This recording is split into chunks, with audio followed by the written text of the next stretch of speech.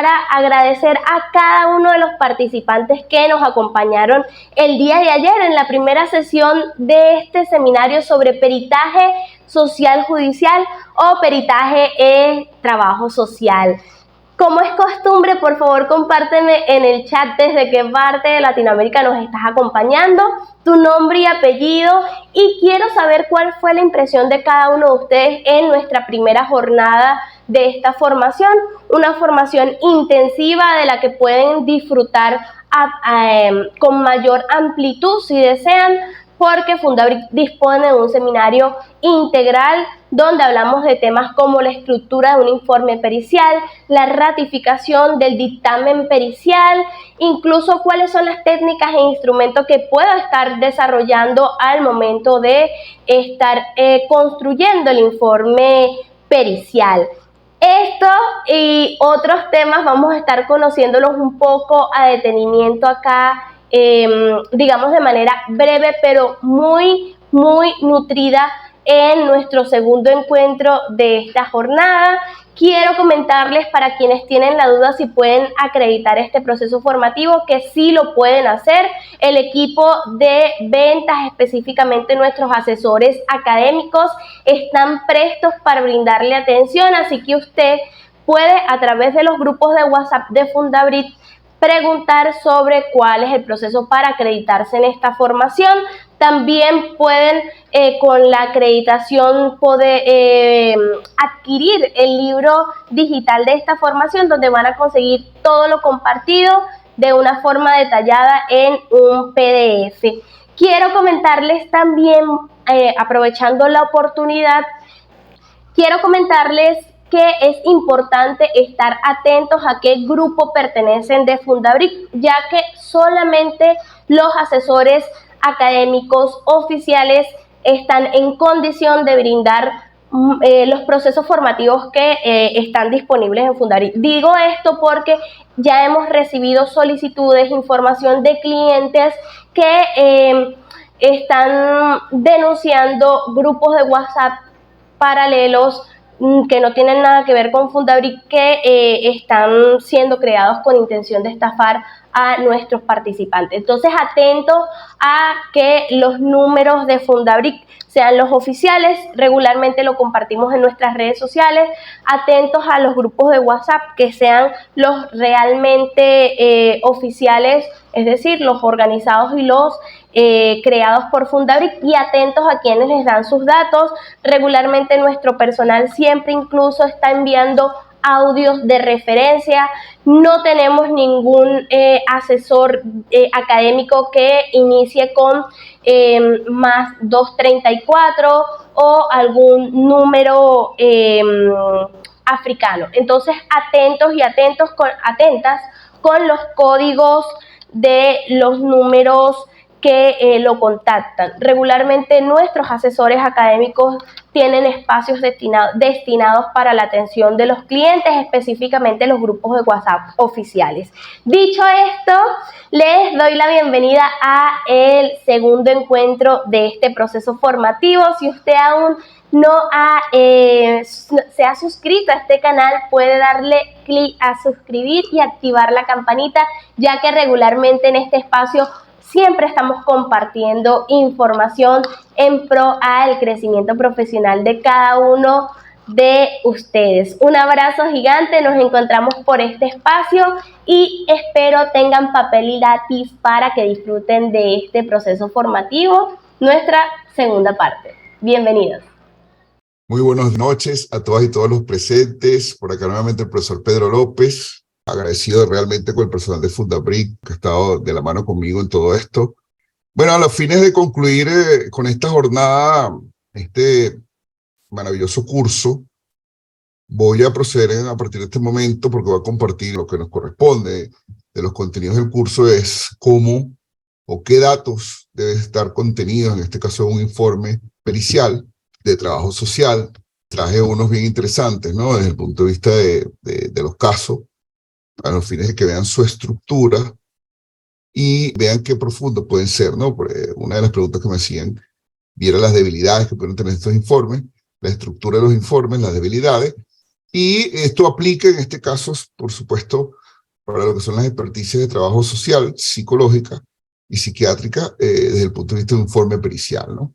Cuando hablo de informe pericial o experticia, son sinónimos en relación pues a el resultado o la manifestación del análisis de un perito o experto, ¿ok? Esa es más o menos la terminología. Acá es más común en Venezuela que nosotros utilizamos el término experto y experticia.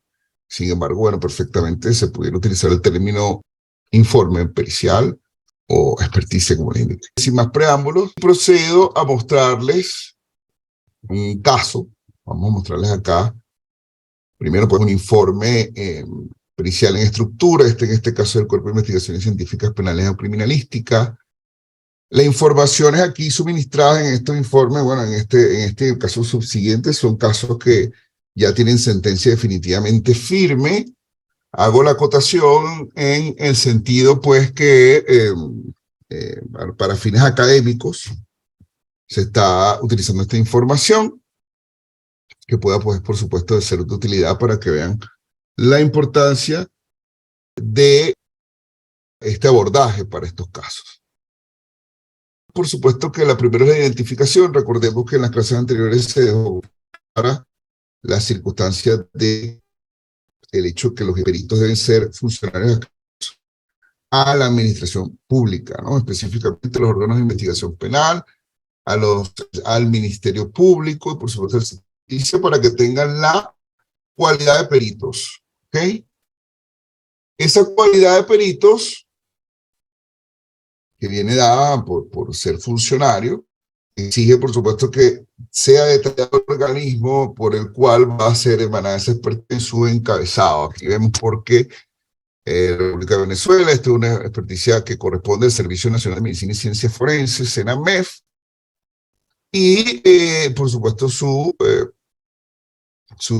el logo correspondiente es la fecha de emisión, el número único que va a tener para su identificación y su promoción ante un órgano jurisdiccional, lo cual sí tiene que ser con mucho cuidado, por supuesto, a quién va dirigido y a quién en este caso va dirigido, por supuesto, quiénes son los que suscriben el informe con su identificación de su cargo, a qué unidad están adscritos, cuál es su profesión, por supuesto delimitada por su cargo, y como ven acá, el oficio o la solicitud que realizare en el Ministerio Público en relación a esta experticia, particularmente, bueno, esta que uso como modelo para este caso, que es un examen médico, psiquiátrico y psicológico.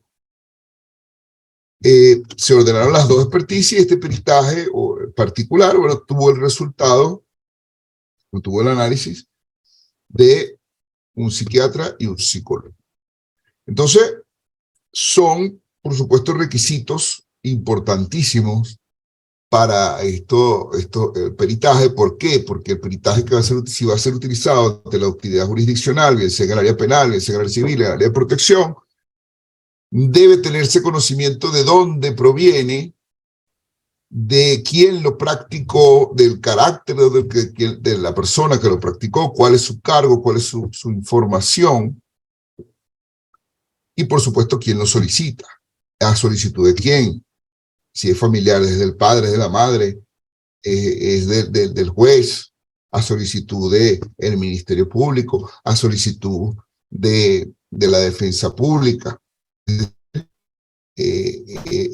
Debe ser identificada la persona que solicita. Esto también a los fines puede resguardar el valor de la actuación y que la actuación está motivada o la experticia, el seguimiento del caso está motivado, por supuesto, por un mandato y por la necesidad de su práctica.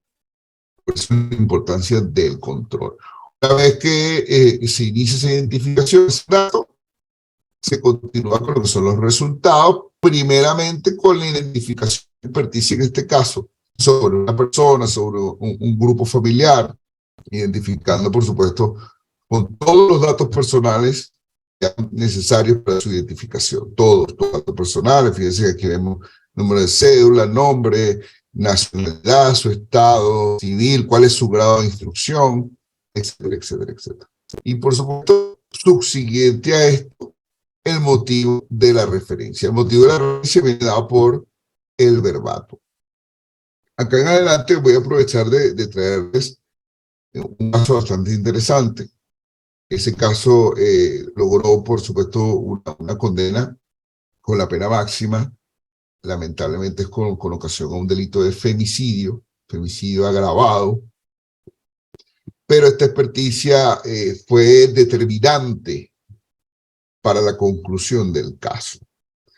A pesar de no ser una experticia de orientación y certeza, o de certeza, mejor dicho, y para aclararles la duda, lo que es una experticia de orientación y otra, recordemos lo que le decía las clases anteriores, una experticia de certeza es la que no tiene lugar a dudas de su resultado es ineludible, por una experticia de comparación de huellas dactilares, una experticia, la experticia balística, de comparación balística, son experticias de certeza. Esta vendría a ser una experticia de orientación, en el sentido pues que van a ser producto de un juicio de valor del experto, ¿ok?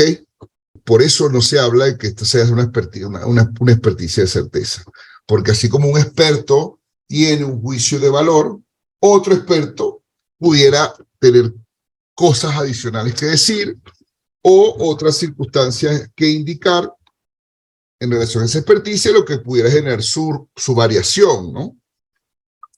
Por eso recordemos también la clase pasada lo que hablábamos de que si los resultados eran dudosos o eran insuficientes, facultaban a la solicitud de un nuevo informe pericial, con lo cual, bueno, perfectamente pudiera ordenarse hasta un tercero si en este segundo no se ratificaban los resultados del primero, que también es una posibilidad perfectamente viable, la ratificación de los resultados o variantes como le indicaba.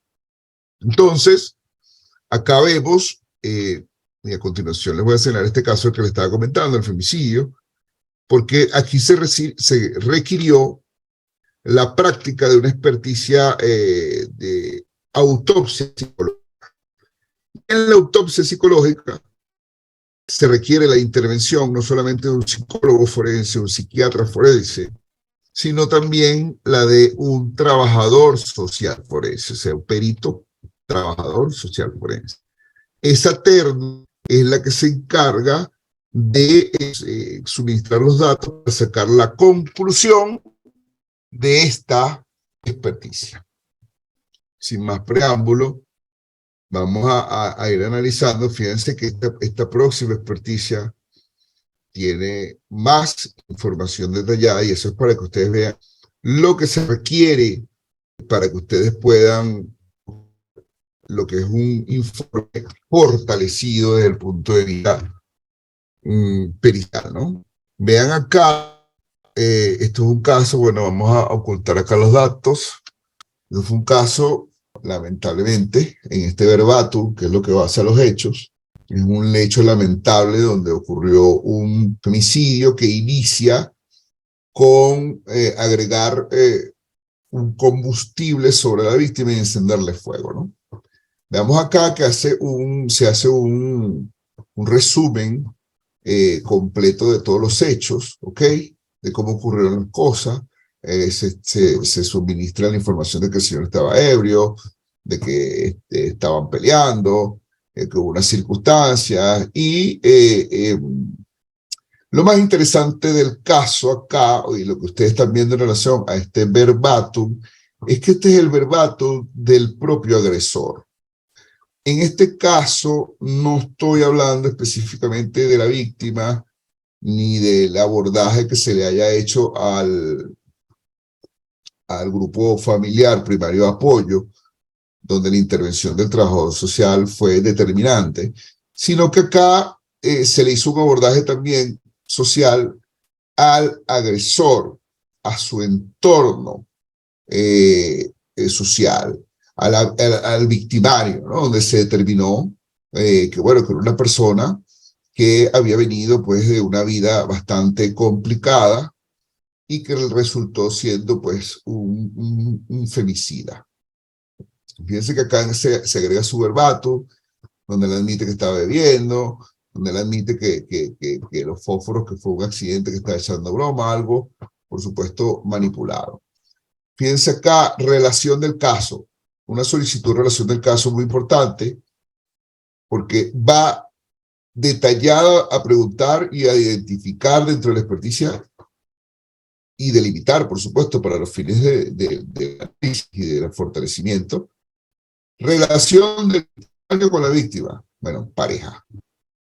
¿Cómo lo determina? Bueno, lo ratifican los trabajadores sociales en el entorno, la documentación que pueda haber, los registros fotográficos, los registros de los testigos, todo eso fundamenta. El lugar donde ocurre el hecho.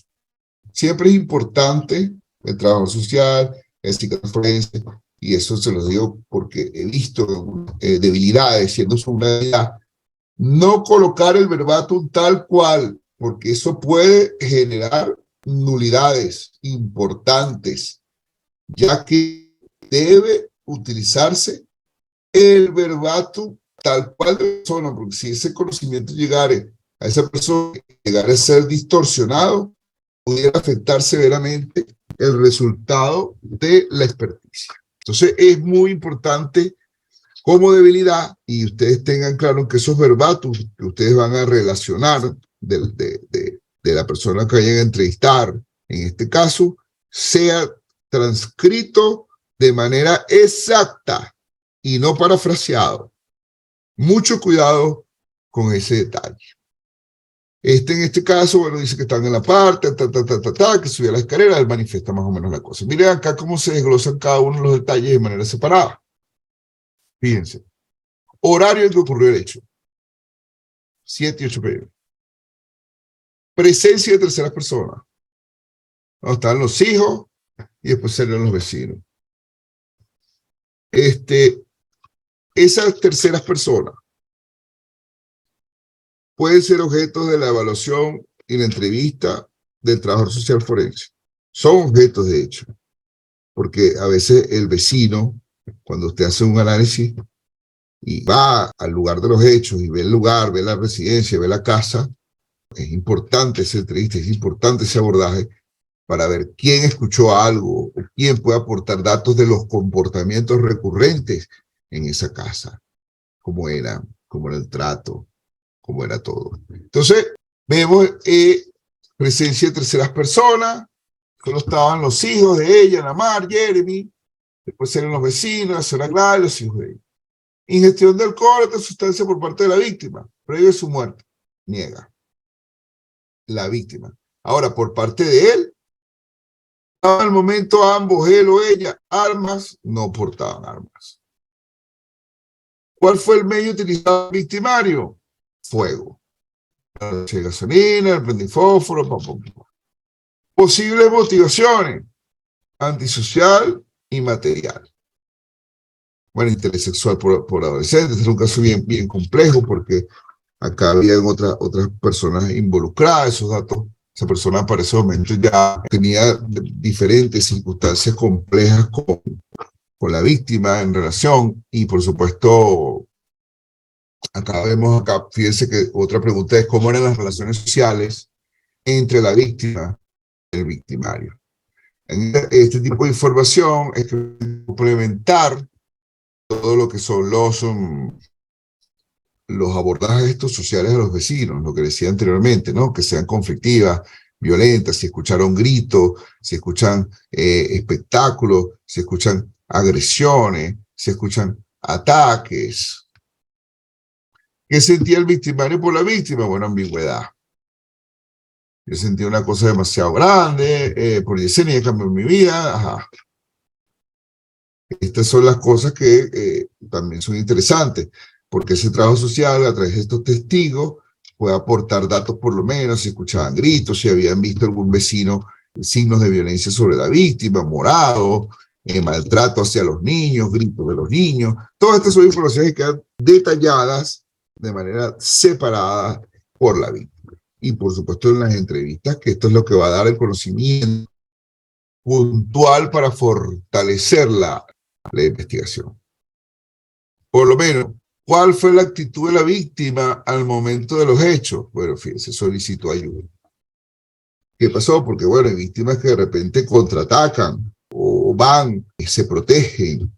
En este caso, ¿cuál fue la actitud al momento? Fíjense que esta muchacha solicita ayuda. Esta muchacha solicita ayuda.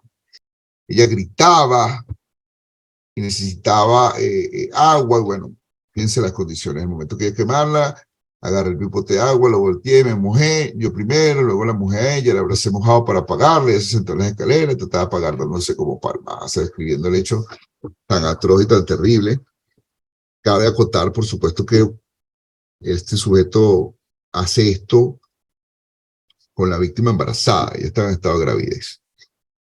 Entonces, fíjense acá cómo se determinan los aspectos psicológicos del victimario, ¿no? Una persona ambiciosa, insensible, agresivo, impulsivo, cínico, desconfiado, indisciplinado, astuto, evidente, intenso, frío, dominante, autosuficiente, exigente, teatral, mentiroso, calculador, oportunista, audaz, cobarde, hostil, celoso, absorbente, vengativo, rencoroso. Muy interesante estos aspectos porque evidencian pues que este sujeto tenía todas las características para poder, y los aspectos psicológicos necesarios para poder llegar a cometer un delito de esta naturaleza tan atroz y en contra de su propia pareja. Pues en Venezuela es considerado, es un delito atroz, un delito que va en contra de los principios básicos de la naturaleza de la humanidad, más por ser una víctima bajo estas características, vulnerable, ¿no? Es muy interesante, y usted se pero ¿por qué se ordena esta experticia? Bueno, fíjense que ella llega, por supuesto, con vida al centro hospitalario, a pesar de tener quemaduras en más del 30% de su cuerpo, con muy mal pronóstico, pero ella no denuncia, porque ella estaba siendo manipulada por este ciudadano, quien había logrado decir que ella se había quemado, era un accidente quemando basura.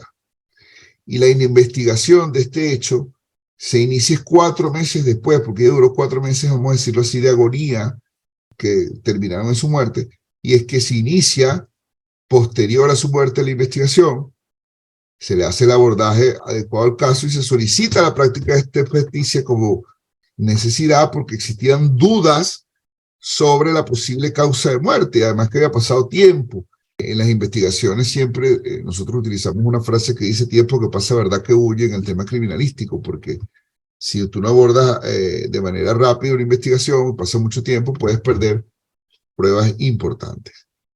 Estos aspectos psicológicos, bueno, no precisa edad, que son los antecedentes clínicos familiares, que también, por supuesto, lo que ellos son extensivos en el caso concreto para el trabajo social, la madre, cuál fue su madre, cuáles fueron sus condiciones, fíjense que él dice, ¿no? Estas también son cosas importantes, porque desde el punto de vista de política criminal, siempre se olvida tal vez la importancia de tener la información forense, clasificada de los que cometen delitos, porque eso permite también al Estado sacar estadísticas de ciertas cosas, de ciertos lugares, que permitan pues tomar previsión o atacar ciertas situaciones que pudieran ser prevenidas, ¿no? En algunas localidades. Ahora bien, como le digo, no precisa edad, bueno, fíjense que acá su mamá me abandonó, me crió mi abuelita dice que ella nos dejó para irse con un hombre. Fíjense que acá esto es un tema bastante interesante porque aquí se empieza a generar con este comentario, se puede presumir que en la infancia ya se le fue gestando pues por su propia familiar, podemos decir, un odio hacia su madre porque dejó en la infancia. Familia materna, se hace referencia por supuesto a si, cuál es su familia extensiva, si había trastornos psiquiátricos en su familia, su padre, los datos, falleció producto de homicidio, ya sabes que está en un entorno de violencia. Vemos a una Vega, él le tomé odio porque unos días vimos con él y llegaba histérico, vuelto un demonio, peleando con todo el mundo, le pegaba a mi mamá, me imagino que él era malandro. Ese es el recuerdo que este muchacho tenía de su padre. Entonces ahí vemos que él fue algo que se fue gestando desde la infancia, ¿no? Y para lo que terminó haciendo. Una familia extensiva paterna, varios primos con trastornos de conducta, varios malandros y todo esto, ¿no? Niega, por supuesto, trastornos, se hace el genograma, lo que es la familia extensiva, parejas, padre, madre, antecedentes personales, bueno, por supuesto prenatales, perinatales, estos son ya relativos a lo que es el aspecto de la evaluación parte psiquiátrica, por el aspecto, por supuesto, clínico. También vemos la importancia de la intervención social, ¿no? Vemos acá que son los datos de todo, por supuesto, lo que fue ese entorno tercero, cuáles eran sus características particulares. Aquí se tomó por lo menos entrevista a la hermana de la víctima.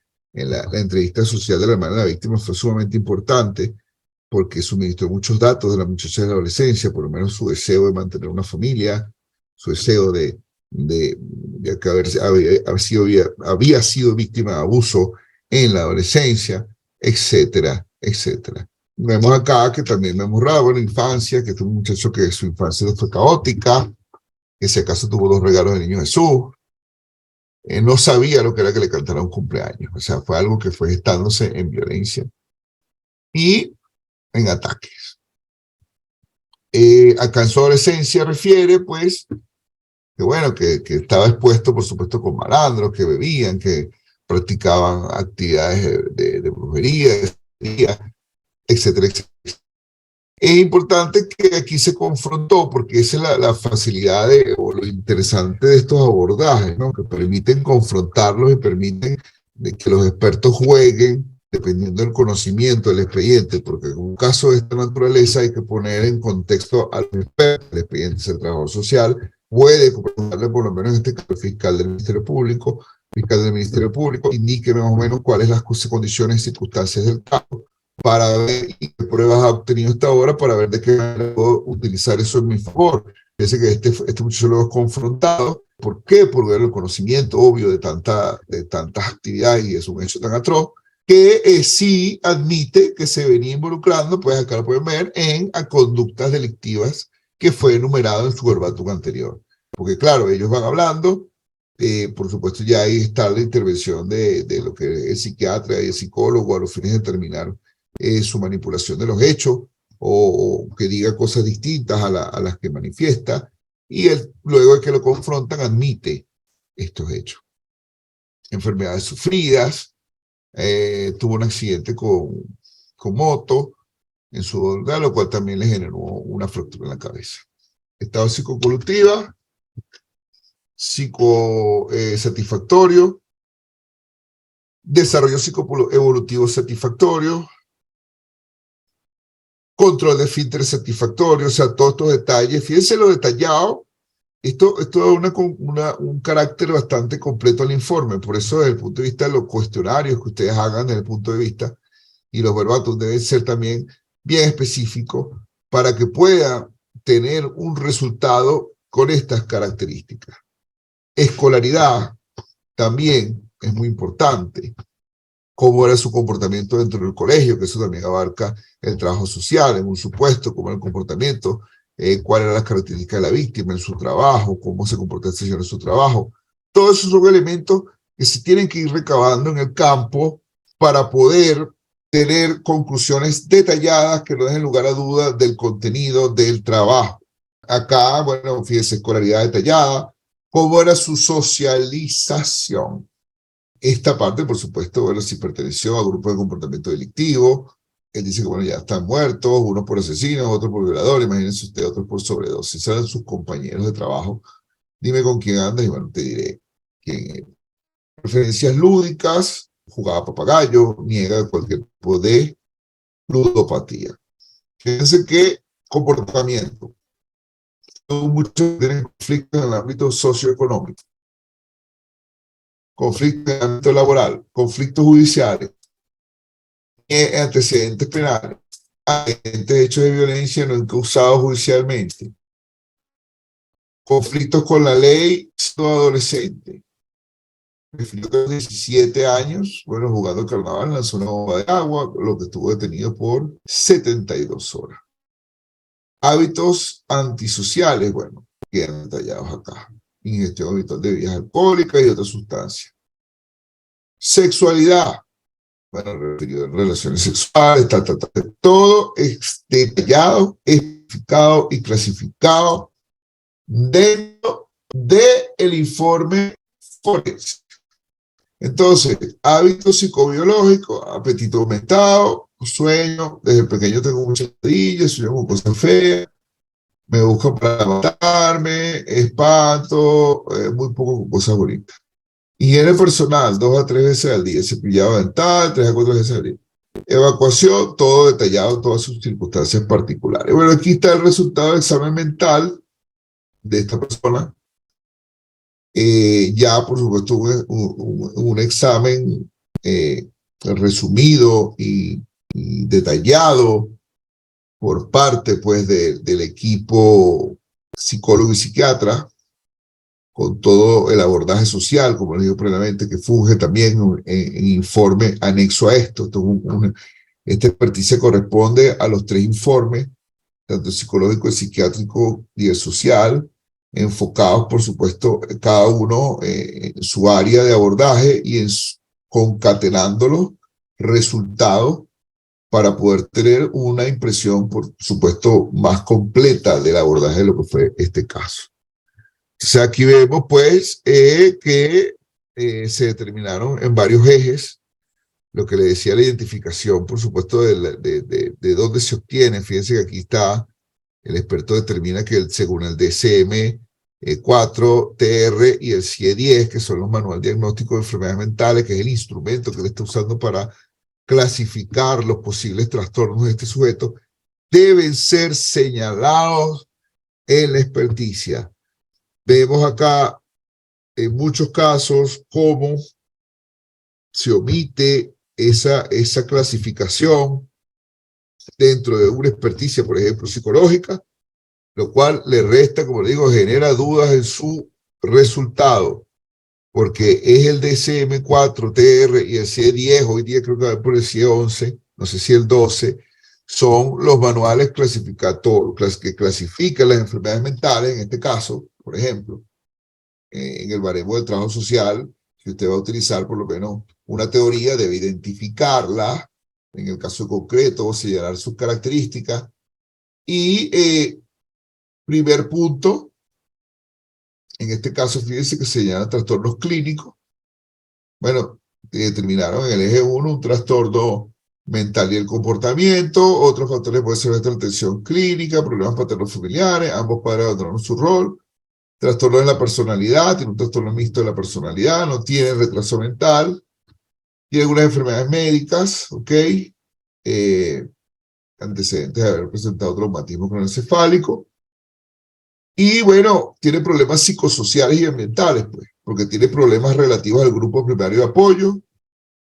En este caso, el trabajo social determinó, por supuesto, que no tenía familia cercana, no tenía amistades. La muchacha sí tenía, tenía conflicto, por supuesto, con los familiares de la muchacha, ¿ok? Con los hijos de la muchacha. De hecho, intentó vincularse sentimentalmente con una de las hijas de su propia víctima.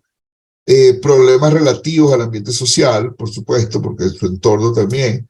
Problemas relativos a su enseñanza, problemas laborales, problemas de vivienda, económicos relativos a la interacción con el sistema legal. Son problemas de todo tipo, vamos a decirlo así, ¿no?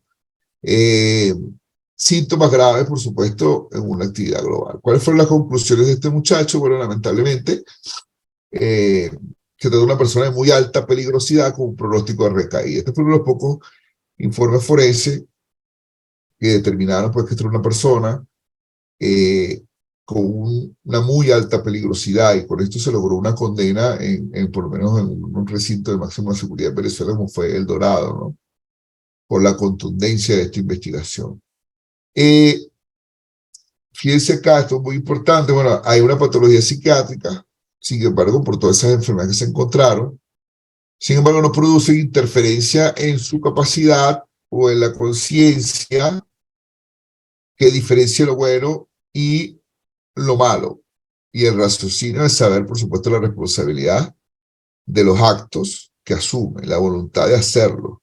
Es decir, que a pesar de que esta persona tiene todos estos trastornos, tiene todas estas afectaciones que lo han llevado a cometer estos actos tan atroces, es una persona que tiene raciocinio y distingue lo bueno y lo malo. Distinguir lo bueno y lo malo, por supuesto, ser capaz de detenerte a realizar ciertas conductas que pudieran generar, por supuesto, graves daños.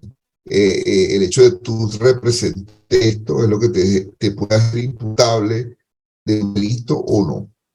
Acá esto es muy interesante porque esto le da un valor bien interesante a la experticia, porque ya con ese cúmulo probatorio, bueno, las entrevistas de los familiares, las entrevistas, acá se entrevistó también a los hijos, hubo un niño pequeño que fue testigo también, aportó datos de interés, etcétera. El lugar de los hechos, casa, los testigos del hospital donde ella estuvo, los exámenes médicos, la respectiva autopsia física, esta autopsia psicológica. Lo que pasa es que el término tal vez suena a que va a ser una disección del órgano cerebro, pero no es así. Aquí no hay disección. Acá sencillamente esta autopsia corresponde, como le digo, a esta valoración de este grupo, en este caso, de expertos, psicólogos, psiquiatras y trabajadores sociales forenses, que hace un abordaje tan amplio del caso que quedar detallado en todo lo que son estos informes periciales. Lo más, siendo por supuesto lo más importante, una vez que se detallan todos estos datos, fíjense que volvemos a repetir, tenemos que detallar cuáles son cada antecedente, cuáles son los datos, cada característica y circunstancia particular, ¿ok? Cuáles en este caso los desarrollos, los conflictos, los hábitos, cuál es el resultado del examen, en este caso mental, pero cuál es el resultado, por supuesto, de lo observado en el entorno, en el caso de trabajo social forense, todo los baremos o los manuales o cuáles fueron los instrumentos utilizados para su abordaje, señalarlos, eso es sumamente importante. Acá ponía el ejemplo pues de las enfermedades mentales y la conclusión. La conclusión es determinante para la investigación, porque en esta conclusión, por lo menos acá que se habló de que una persona de peligrosidad que podría cometer el hecho que cometió y sí lo ratifica, obviamente evidencia y le da un elemento más que así no sea de orientación, y aquí es donde quiero que me escuchen, así esta experticia sea de orientación y no de certeza, esta experticia sumada en su análisis a todas las otras pruebas que se pudieron haber recabado, como les digo, los testimonios, las informaciones, todas estas informaciones pueden ser objeto acá de una conclusión que no tenga lugar a dudas. Es decir, si bien es cierto, esto no es de certeza, sino de orientación, pero esta experticia de orientación con otras de certeza van a no dejan lugar a dudas de una posible condena, como en efecto se logró en este caso. Ahora bien, visto todo esto, me gustaría, en el caso concreto, decirles pues la importancia de esto, porque lo último que correspondía ahí a esa evaluación, el resultado pues de esa experticia era la firma del experto, porque a efectos pues de lo que sería el juicio oral y público en que se utilizó esa experticia, esos datos no pueden faltar porque no solamente el contenido del informe forense, del peritaje, de ese escrito va a ir al juicio, sino que se tiene que promover el testimonio, en este caso el ejemplo aquí, el trabajador social, debe poner sus datos porque él debe rendir testimonio ante la actividad jurisdiccional y el informe se le va a exhibir, para él reconozca si firmó o no él mismo y hable del mismo. Entonces, él, en el juicio, el experto, el trabajador social forense, va a tener que indicar de manera detallada, por ejemplo, partiendo del análisis de este caso que acabamos de ver, de este informe, este modelo de informe, estos modelos de informe que vimos, él indicará qué instrumentos utilizó y explicará cuáles son esos instrumentos, por qué son utilizados y cuál es su valor. Él explicará los días que fue, en qué fecha, qué personas encontró en el camino, qué personas entrevistó, cómo los entrevistó. Él verá de qué manera, en el caso concreto, pudo o podrá de explicar con sus propias palabras durante este debate cómo él concluyó las informaciones que colocó en su informe. En este caso, este trabajador social forense en el pleno juicio, una vez que haga su deposición, una vez que le exponga lo que sabe, una vez que él haga el análisis correspondiente de todo lo que dice su informe, bueno, va a ser preguntado por todas las partes del proceso, tanto por parte acusadora como por la víctima, como por el victimario y su defensa, por supuesto, en el caso concreto. Entonces, esas preguntas requieren que él esté, por supuesto, que sea la persona que firmó, que suscribió el escrito, sea la persona que explique de manera detallada el informe.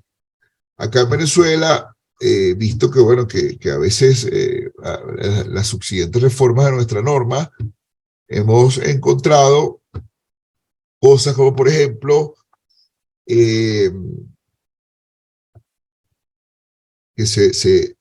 se modifica y se inserta la figura de que puede ir un intérprete forense de ese informe. Es decir, por ejemplo, si el experto que es trabajador social forense que suscribió la experticia no se encuentra en el país, falleció, se fue a una comisión, cualquier otra circunstancia que no pueda hacer que asista a rendir su testimonio sobre esa experticia, la ley, el código, en este caso orgánico procesal penal, faculta a el experto, lo faculta para que pueda, en el caso concreto, interpretar ese resultado. Que en este caso, por supuesto, para aceptar la firma, aunque se les pone, si afirma y reconoce la firma, él en este caso pudiera tal vez reconocer el sello del organismo cual representa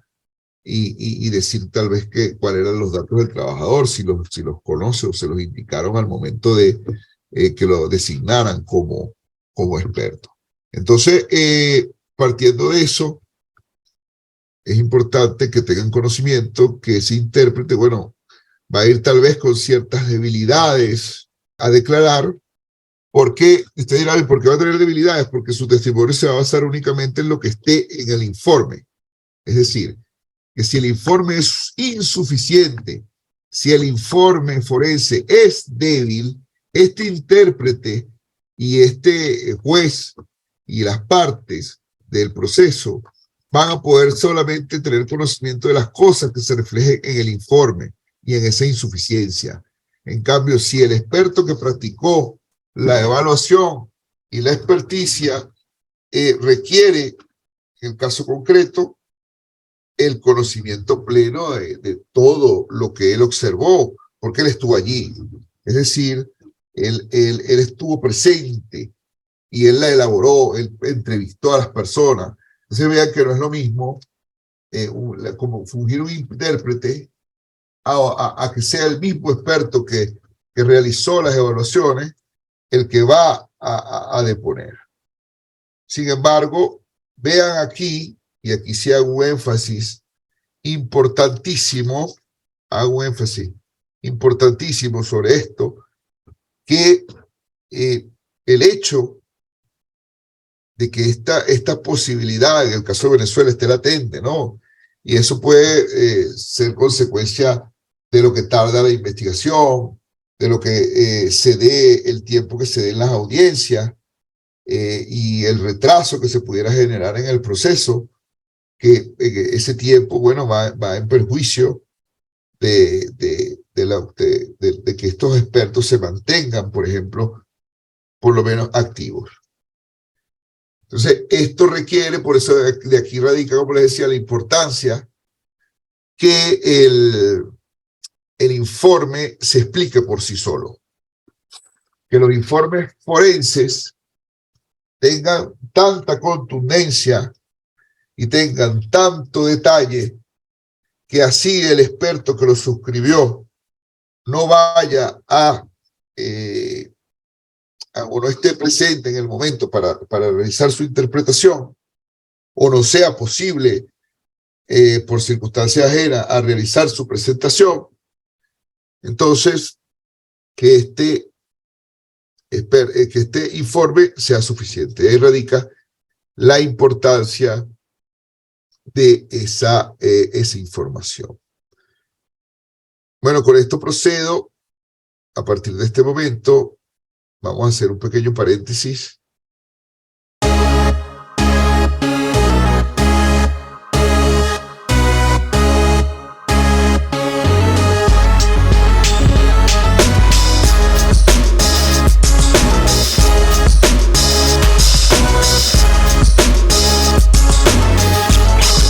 Gracias al profesor Pedro López por compartir su experiencia con nosotros. Y de esta forma, bueno, le doy la bienvenida para poder responder cada una de sus interrogantes. Adelante, profe.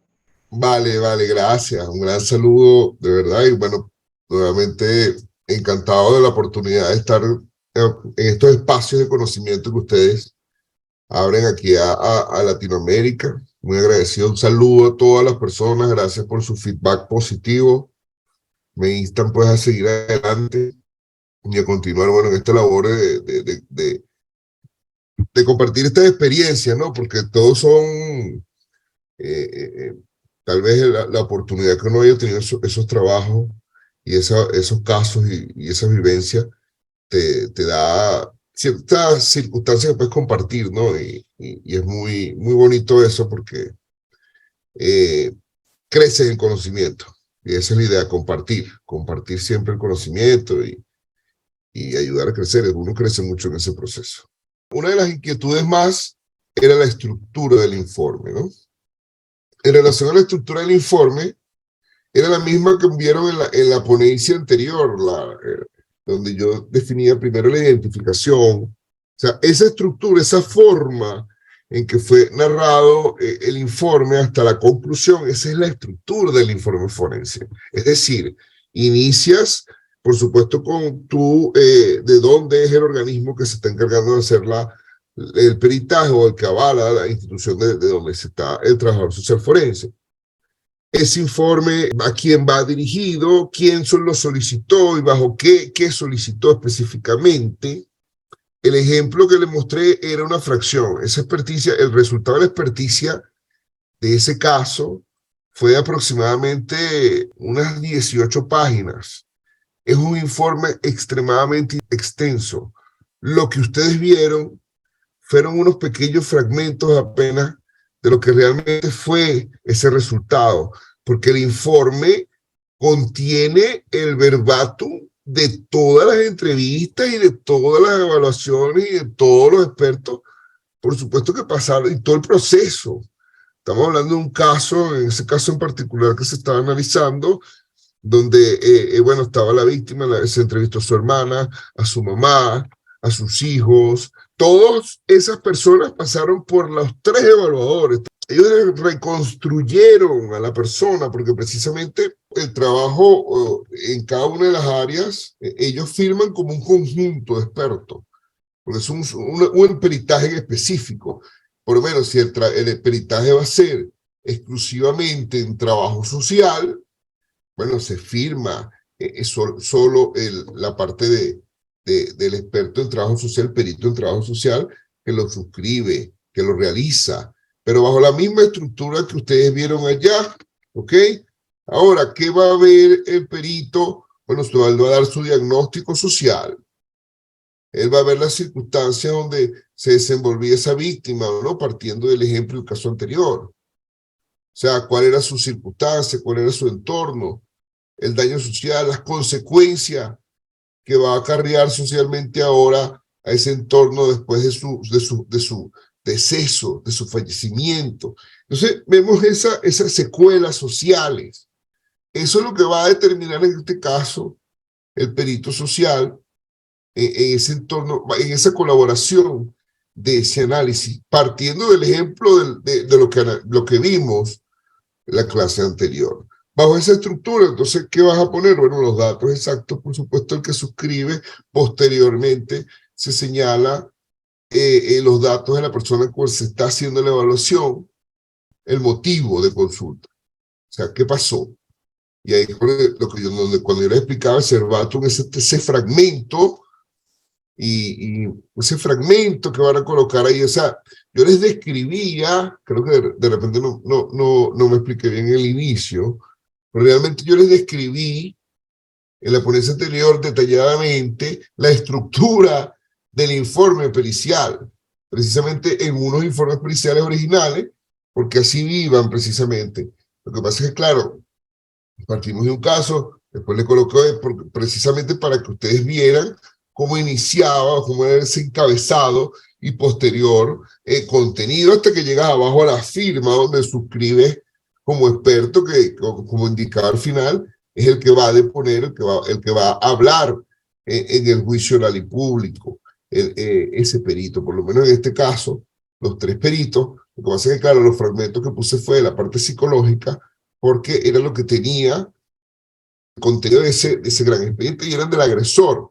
Me gusta, por supuesto, trabajar con la perspectiva del agresor porque es poco conocido, primero que nada, porque realmente el estudio de las víctimas, la victimología, por supuesto, está dedicado a ese abordaje primario de víctimas primarias y secundarias y hasta algunas del grupo primario de apoyo, pero el agresor poco se estudia y como les decía en una ponencia, siempre me ha parecido que por razones de política criminal muy importante conocer. Fíjense, si se recuerdan la historia pues, de ese muchacho, ¿no? Lo que se está analizando.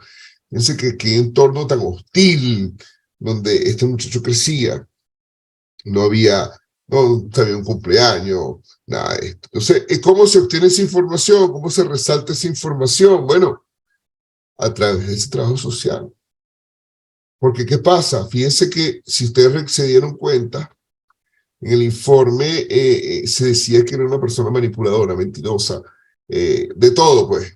Entonces, partiendo de ese informe, ¿qué puede ser pensar el trabajador social? Bueno, vamos a ver cómo era su entorno, vamos a ver, porque dice una cosa acá, vamos a abordar acá a ver qué conseguimos, qué diagnóstico conseguimos de ese entorno, entonces van tocando, pues, mire, sí, no, ese chamo, ¿qué va? Ese chamo es candela, se la pasa haciendo sinvergüenzuras en la calle.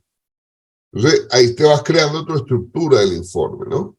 Partiendo de ese análisis, de ese abordaje, ese diagnóstico social, y que vas evaluando, por supuesto, ese trauma social, el daño social, las consecuencias posteriores, y tu diagnóstico con respecto al caso concreto, que es lo que yo decía en el informe pasado, la conclusión.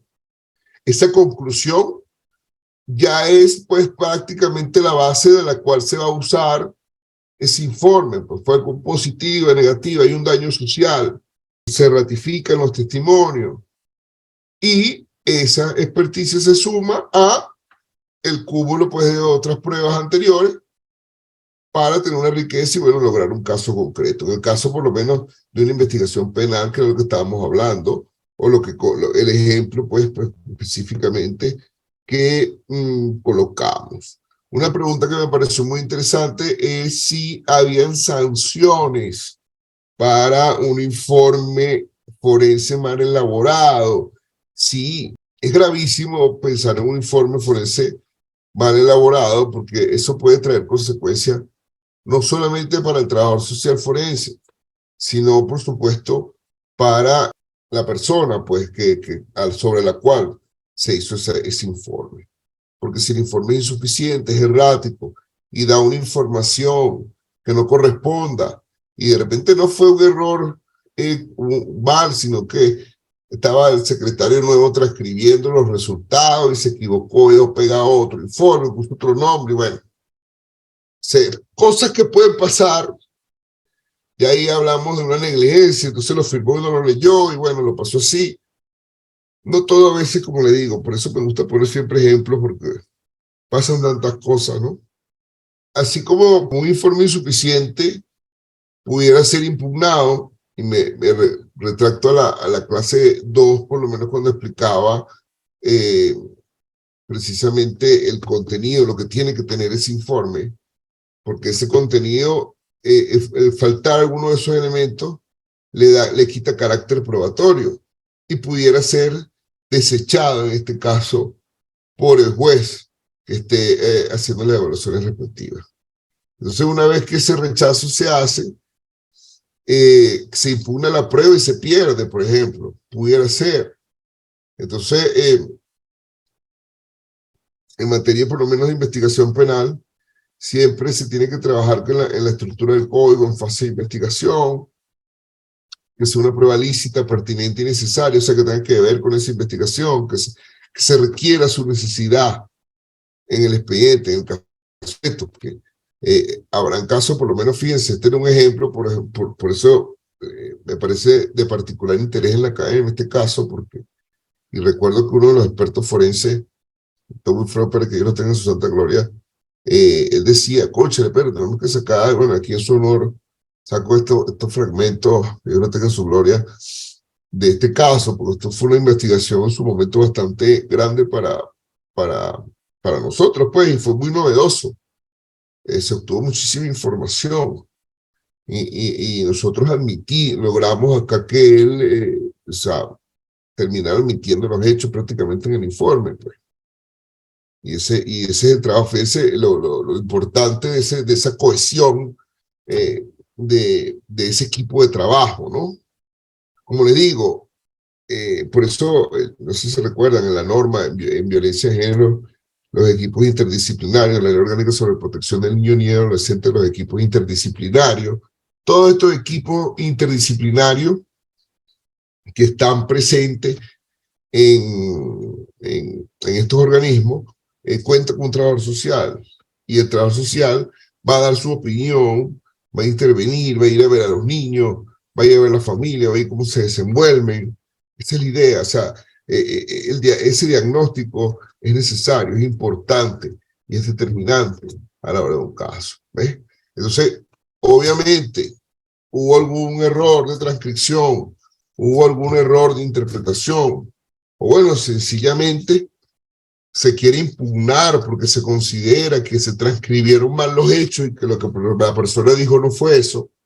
Por eso le decía, es muy importante, le ponía el ejemplo, ese verbatim, ojo con eso, tienen que transcribir textualmente lo que les dicen, porque un error de transcripción que modifique el contenido real de lo que le está manifestando la persona puede generar sanciones, así también como lo que me preguntaban por allá, y puede a su vez también traer consecuencias porque puede generar confusión en los resultados.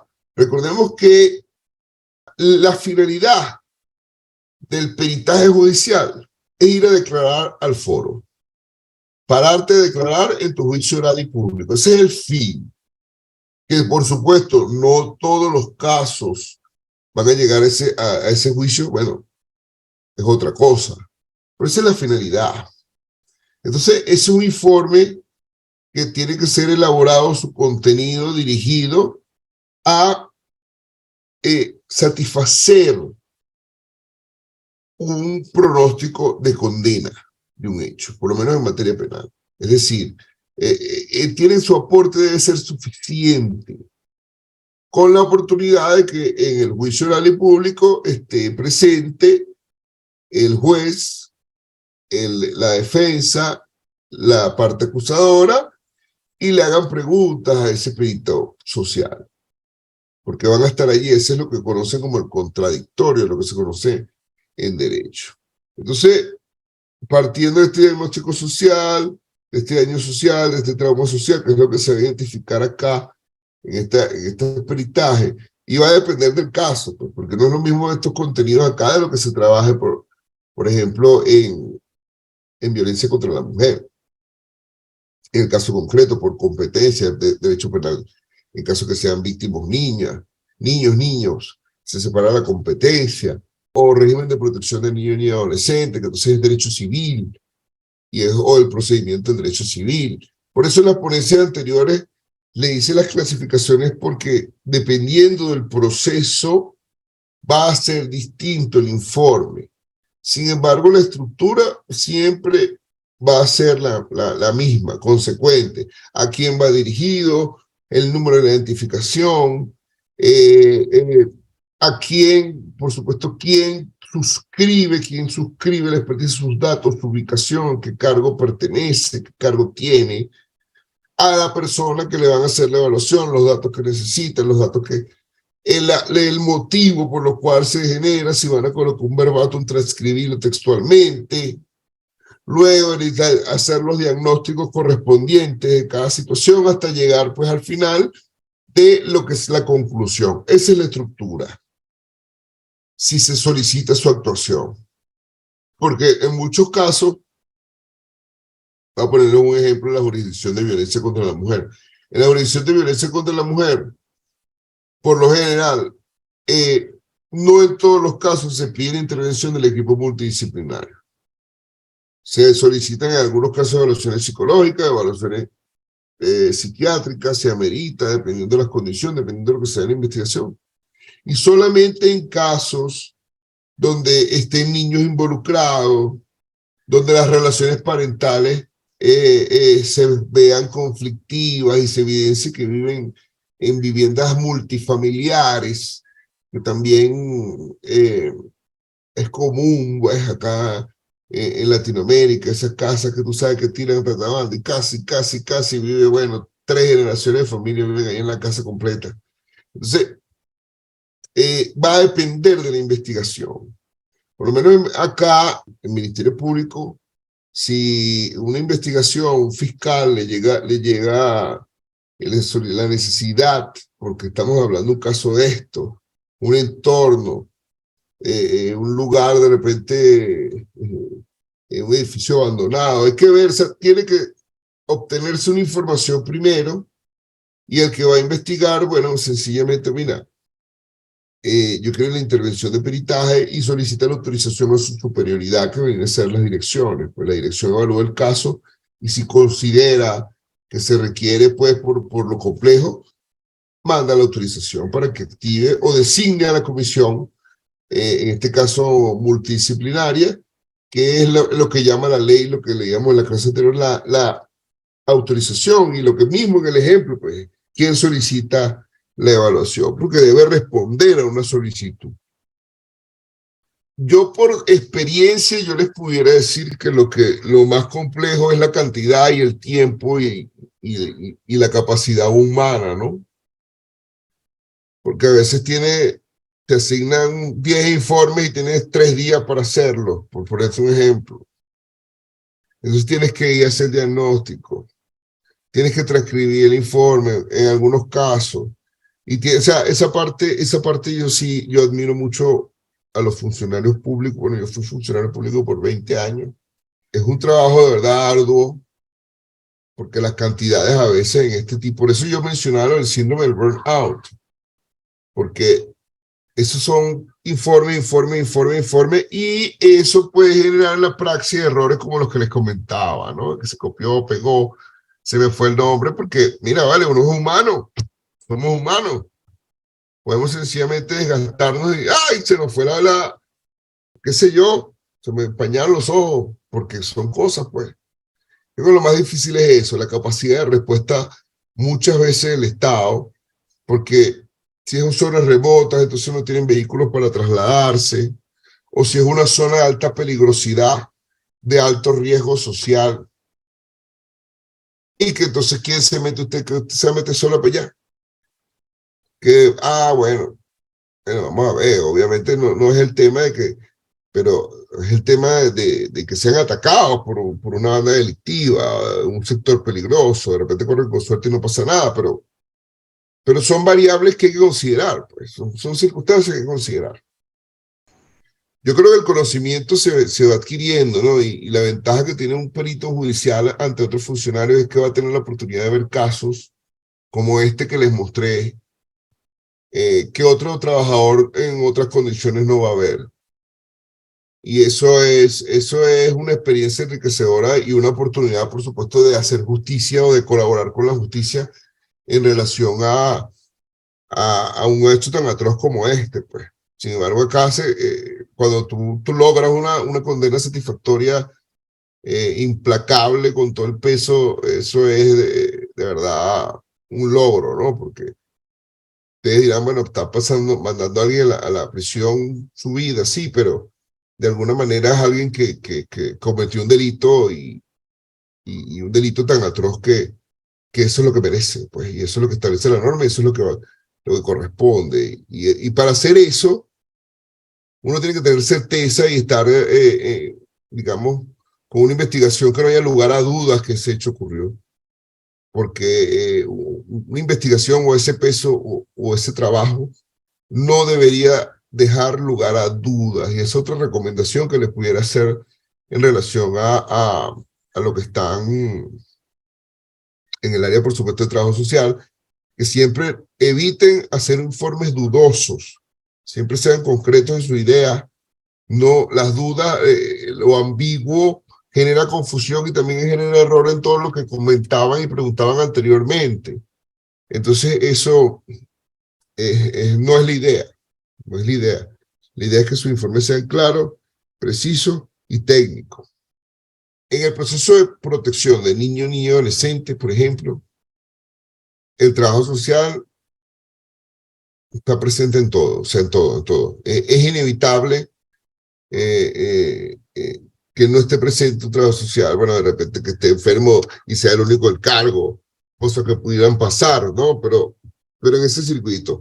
Como les digo, en otras jurisdicciones, como lo que le estaba comentando momentos atrás, que estén otros funcionarios que no sean adscritos aquí al sistema forense, bueno, se requiere en algunos casos en específico, pero la presencia de los trabajadores sociales en todas las áreas, sobre todo en el área de protección de niños y adolescentes, en el área de violencia contra la mujer, en el área de familia, es determinante y presente total. Mis recomendaciones, muchachas y muchachos, amigos, amigas, que todos estuvieron presentes acá, todos y todos, de verdad, gracias por esta oportunidad de escucharme. Y mi recomendación es que lean, sean acuciosos, observen, analicen, vayan más allá, no crean todo lo que vean, lo que escuchen, contradigan, pero fundamenten. Como digo yo, no, usted no quiere que le diga las cosas como no. Mientras usted fundamente sus ideas y concrete sus ideas, usted puede decir lo que usted quiere y puede ser la parte que usted quiera. Por eso le decía que lo de la terna, ¿no? Siempre se abre una terna, porque si dos no están de acuerdo, para atrás. Si dos están de acuerdo, bueno, el otro que no está de acuerdo puede salvar su voto, pero da su opinión. Y así es. Y eso es lo funcional. Pero para eso, bueno, hay que leer bastante y mi recomendación es eso. Lectura, trabajo, observación y prepararse porque el trabajo es arduo.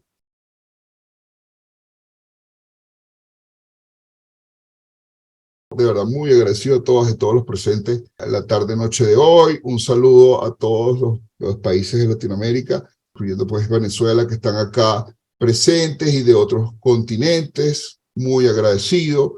Los invito a que a través de la plataforma, por supuesto, YouTube, hagan las preguntas que consideren, los comentarios que consideren, las dudas que vayan quedando a cabo. Recordemos que acá en estas actividades académicas vamos a hacer unas evaluaciones de contenido según todo la información y los materiales que se les están brindando, todas estas láminas que se han pasado en las clases para que lo tengan. Y de todas formas, por acá les dejo redes sociales para donde me pueden contactar a los fines de también si quieren hacer una pregunta o tienen una duda directamente que yo les pueda responder. De verdad, un placer haber compartido este escenario virtual con todas y todos ustedes.